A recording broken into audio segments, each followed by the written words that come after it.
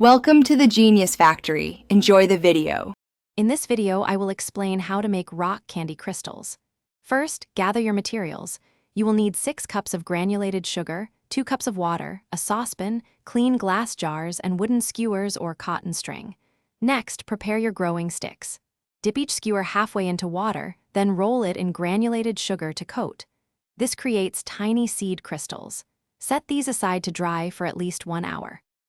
Now, let's create the supersaturated sugar solution. In a medium saucepan, combine 2 cups of water with 6 cups of granulated sugar.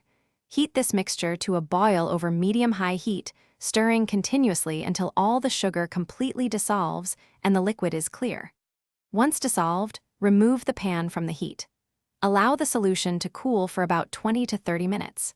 If desired, stir in a few drops of food coloring and 1 teaspoon of your favorite flavoring extract.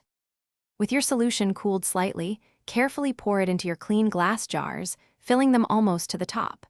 Next, take your dried, sugared sticks. Use a clothespin or a pencil laid across the jar's opening to suspend each stick into the solution. Make sure the stick hangs about 1 inch from the bottom and does not touch the sides of the jar. Place your jars in a warm, undisturbed spot, away from direct sunlight, to begin the crystallization process. Patience is key for growing beautiful rock candy crystals. You should start to see small crystal formations within 24 hours.